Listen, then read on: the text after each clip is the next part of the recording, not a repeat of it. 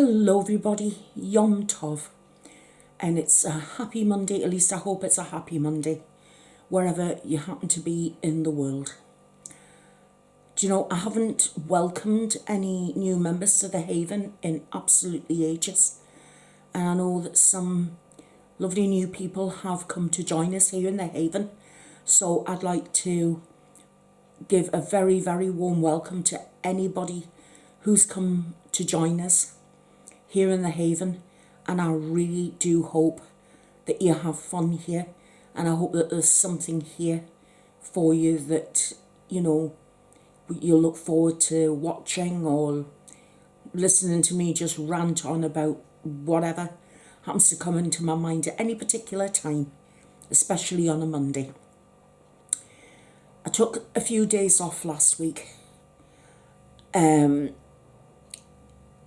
I'm going to be honest with you, I was feeling a bit low in spirits. I did the video last Tuesday, was it? I think it was, yeah. And I don't know what happened after that, but my mood just seemed to take a dip. And I can't be productive for you when my mood is low. Sometimes the depression just hits. And as we all know, depression has no rhyme, no reason. It's just there. And sometimes we'll have a really good day where we're not particularly feeling it. And then there's other days when, oh my God, we do feel it. So for all of us that suffer from depression, no matter what the reason for it, it's not fun, is it? So what I thought I would do was try and draw a line in the sand, try and focus on the things that made me feel happier, try and sort out some bits and pieces that I've been meaning to sort out for a while, and then start afresh this week. So hopefully I've turned a corner, and this week I can be more productive for you, and I'm going to give you some things to look forward to. So I want to ask how all of you are. Has the lockdown changed where you are in the world? As far as I'm aware, words again. As far as I'm aware, in the UK, things are really starting to ease up. Word is that good old Boris is thinking about easing the social distancing. And he's asking restaurants, cafes, things like that to reopen at the start of next month. So that's something. And we're going to get back to some kind of normality. But after all these months being an awful lot of us shut in, do we know what normal is? Because we had to get used to a whole kind of new normal, and now we're just expected to drop back into where we were. And I don't know how easy that's going to be for some people. But it is what it is, and we're all human beings, and we all have our different ways of coping. And we've just got to do the very best we can on any given day, at any given time. And that's all we can expect from ourselves, is our best that we can give. And it doesn't matter what size it is or how deeply you go into it. If you try and do something and it's the best that you can do on any given day, at any given time, then you deserve a pat on the back. I honestly do believe that. You know, because what someone might take for granted, people who suffer from depression and any kind of mental illness, the smallest steps for us are big victories that other people might not just even think about, but to us it's important. And last week when I felt my mood drop, didn't want to let myself slip and slide the way I have done this year. Sometimes I've had just to plough ahead, even though I felt low, because I constantly carry around this sense of guilt, and I do feel guilty. And I did feel guilty last week when you got nothing from me apart from one video all week. And I know a lot of you will just be thinking, oh, well, she's not well again. Doesn't matter, she'll be back soon. But I couldn't come to you feeling the way I was, because it wouldn't have done you any good and it wouldn't have done me any good. So I was best off away. So the most productive thing I did last week, which has been a bit overdue, is I was given an extra 6 months lease on the car that I get through Motability, which is what disabled people get. They're entitled to lease a car for 3 years that our disability payments pay for. So I've been and I've ordered my next car, which I've been told hopefully should arrive on the 1st of July. It's a bit bigger than the one I've got now, because I went for one that's got ergonomic seating, and it's a bit like having memory foam in the seats. And I've honestly got to tell you guys, I sat in one of the cars in the showroom and I felt so comfortable. It was 100% more comfortable than the car I'm driving now. And I know you won't have these cars in America, but if you want to go on a website, it's called Vauxhall. It's Vauxhall. And if you look for the Grand Land X, well, I'm getting the SRI nav. And it's got quite a few little bells and whistles, which I won't even know what they do. You know, Bill will know what they do, but I won't have a clue what they do. One of the things they've got is voice control. I hope it doesn't record me and play it back to Vauxhall, because they'll have leased to somebody where the air's blue, especially if the sat-nav comes on and I don't want it. My family for years always said they would never let me near a sat-nav because I'd give it a nervous breakdown.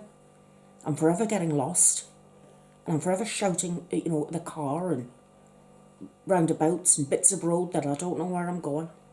Honestly, I'm pathetic. So, there was a couple of things that I wanted to tell you today. One of the things I did, because I haven't been to bed, couldn't sleep last night, so I stayed up all night.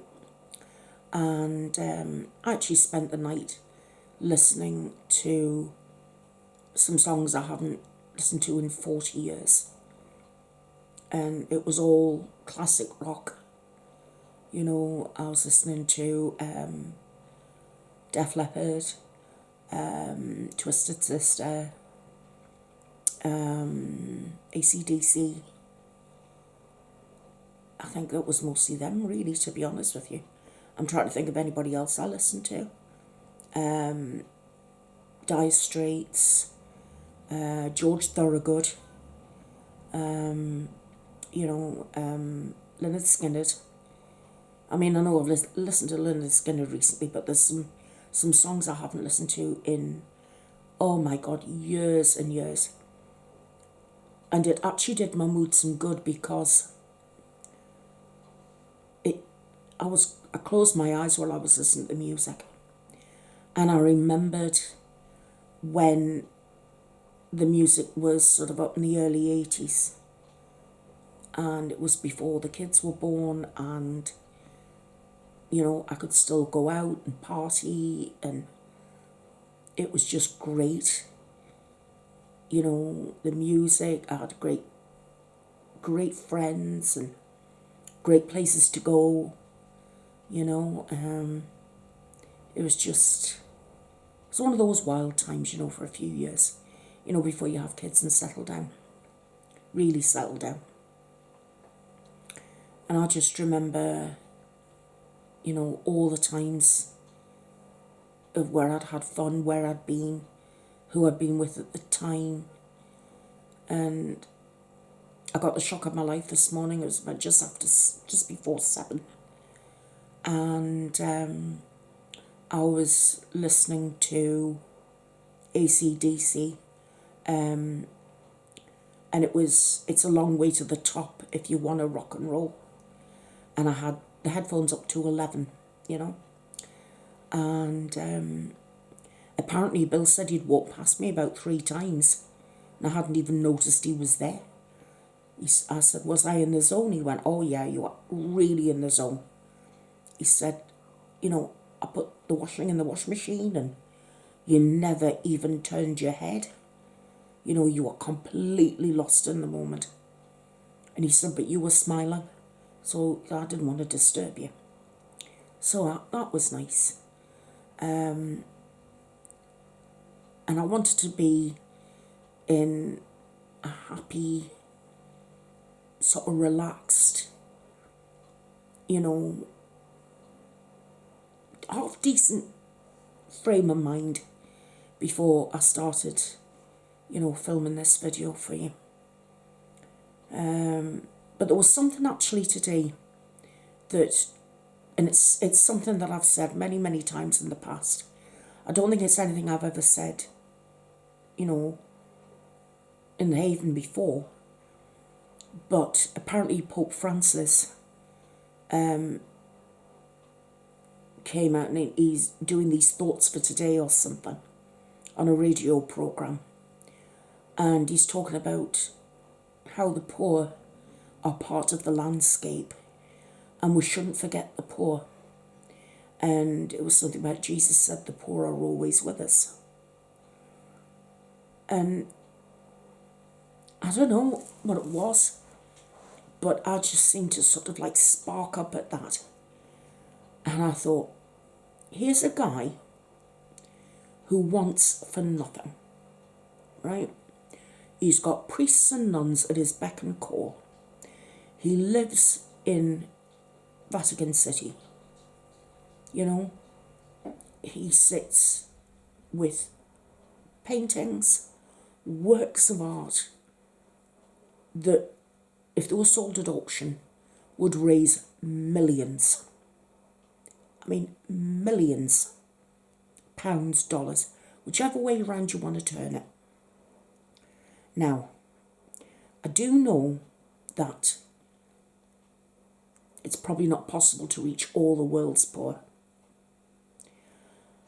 But when I think about, you know, the slums they've got in Brazil, you know, I don't know where people's heads are at, spending so much on football in Brazil, and yet they have all these thousands of people living in these slums. And then you think of the slums in India and slums in South Africa. And, you know, slums in North America, slum places in Britain. And I just think, you know, is it really always going to be, you know, the rich man in his castle and the poor man at his gate? Does it always have to be that way?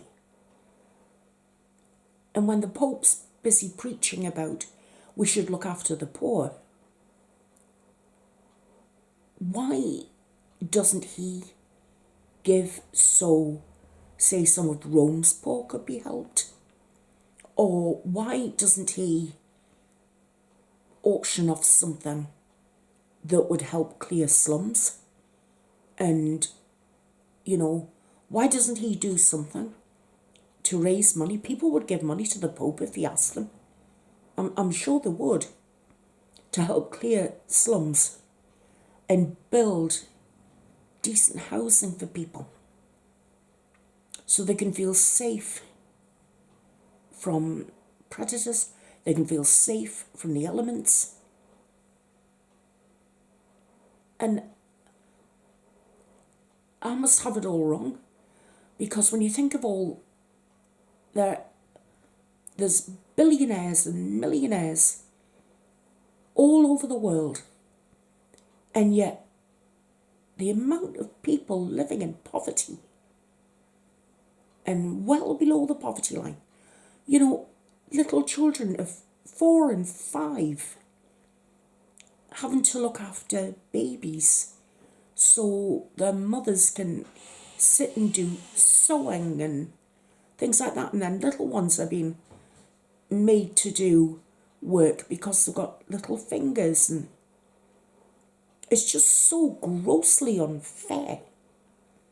So I just thought, why can't the Pope, instead of just talking about it, why doesn't he do something and put something into action instead? You know, I know this probably sounds incredibly naive and far too simple. Why can't he do a fundraiser? You know, there are kids in the UK below the poverty line. There are people struggling, people who are both parents in work, and yet they are struggling to make ends meet. You know, they wouldn't know what a holiday or a vacation was if it sat up and bit them. And I just don't get it. You've got all these so-called philanthropists with their millions and millions of pounds. And, right, apparently Bill and Melinda Gates are doing stuff in Africa to help, you know, curtail, you know, humanity getting any bigger by sorting out contraception and what have you. And controlling family sizes. Yes, I suppose we'll go some way towards it, but it's not all about that. You know? Why do little African babies have to run around naked? Or even as they get older, you know, they'll maybe get a pair of shorts or a skirt, no shoes. I just, you know, I think, I mean, we know that actions speak louder than words, don't we? And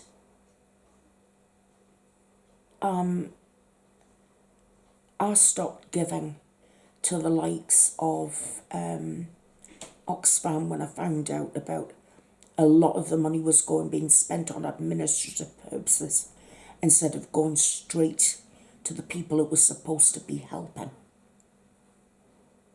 And it just, I don't know, it just rattled me.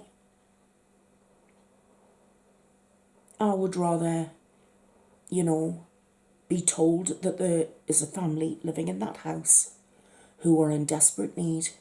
They need clothing, they need toiletries, they need as much shopping as you can afford to get them. And believe me, they're going to be grateful for anything you could do for them. And I wouldn't want to be doing it for their gratitude. That's not what it's about. I would much far rather give them clothing, shoes, you know, kit their kids out for school, you know, take the mother shopping. Instead of me going and giving her food that she might not like, I could take her shopping and say, well, look, you know, not made of money, but I can help. You know? And I'm sure as long as we had the money, that is, because it's not fair if you don't have it. But, you know, the thing is, it's all about the intention of the heart. And if it's cold and you can give somebody a scarf that you've knitted or a hat that you've knitted, you know, it'll be well received. But it all boils down to the intention of the heart.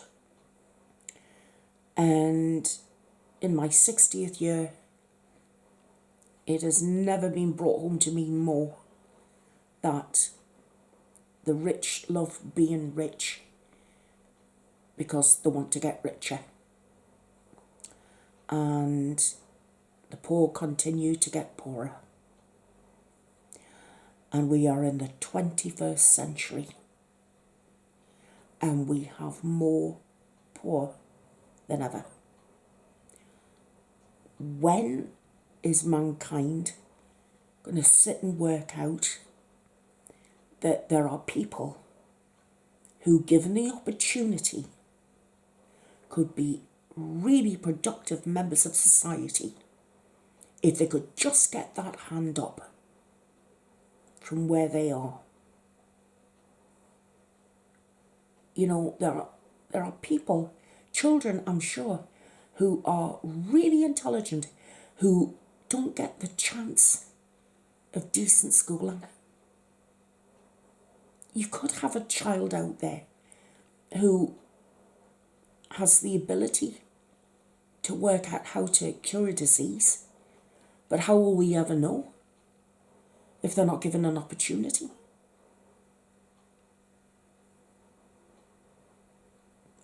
I know I'm not the first one to rattle on about stuff like this, and I certainly probably won't be the last.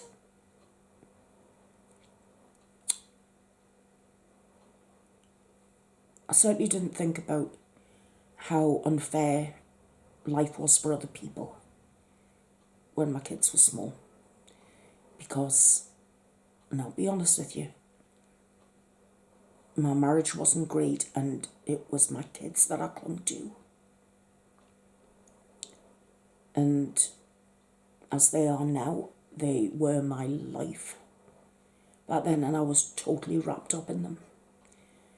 So I was only really concerned about their welfare. But now they're older and they can work things out for themselves, and we have some great discussions. And I'm really the naive one. I'm sort of the soft one. Whereas they would have a fair but firmer approach to things.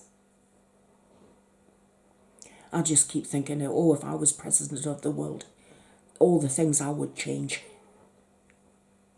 I'd make so many changes. You'd have no idea.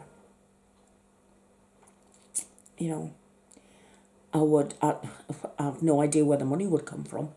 But if I was president of the world, those slums would come down for a start. But I wouldn't pull them down until I had new homes ready for families. You know, and work with them so they could tell me what it was they wanted. You know, bathing facilities, clean running water, somewhere where they can be dry when it's raining, keep warm when it's cold. It's all those simple things, excuse me,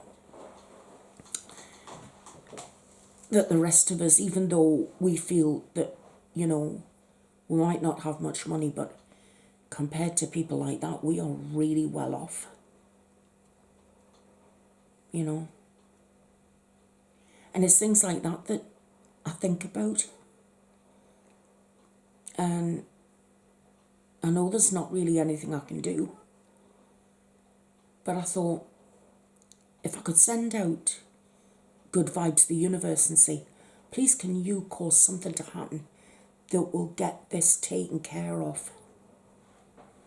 You know? I don't know.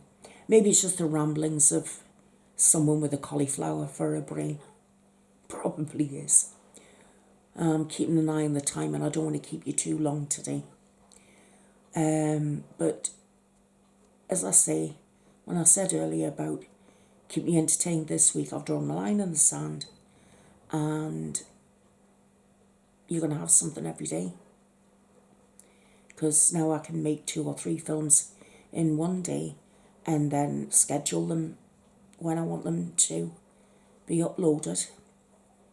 And I think that's ultimately what I think I've always wanted to do. So at least if I'm not feeling great, you can be assured that you will have something. And I hope it's always something that you enjoy. You know, so, but I want you to work with me. I need you to tell me if there's things you like and if there's things you don't like. I need you to give me suggestions about things you'd like me to do. Because if you don't, and then I cover something that you're not keen on, you know. So if you would please work with me so you can have the haven that you want. You say you enjoy me reading the stories, but some of the stories might not be to your taste. So that's why it's important for you to tell me what you want. And you know that I will deliver if I can. So, you know, just all you got to do is let me know. And I will sort things out for you as always. So, my friends, I am going to say bye-bye to you for now. And I do hope that I've said something that you might agree with, you might not agree with. That's fine. You know, we always do things with kindness and respect in here. And if anybody wants to get a discussion going, we can do that. It's nice to hear other people's viewpoints and how they feel about philanthropy and stuff like that. But I know that if the Pope sold all his treasures, it wouldn't solve the problem of poverty. I know that. I'm not that naive. But it's about it's almost like putting his money where his mouth is, you know. Actions speaking louder than words. And if you don't have the wherewithal, then it comes from the intention of the heart. Because I don't know where else it would come from. Unless, of course, you win the lottery. And that would be nice, wouldn't it? I wouldn't mind winning that. I'd have a big party. I'd invite all you guys. I'd send you all plane tickets. You have to tell me where you were so I could sort out hotels for you and what have you. Anyway, that's a pipe dream. I will see you guys very, very soon. Thank you again very much for being here. And thank you for listening to me. And like I said, I hope I've said something that, you know, you've either liked, or if you didn't like it, let me know. And if you've got anything you want to add, please do. I would love to talk to you about it. And yeah, so I will leave it here with you now. And I will see you all again very, very soon. So that is for you. And I will see you later. Take care. Love you all. Bye-bye for now. Bye-bye.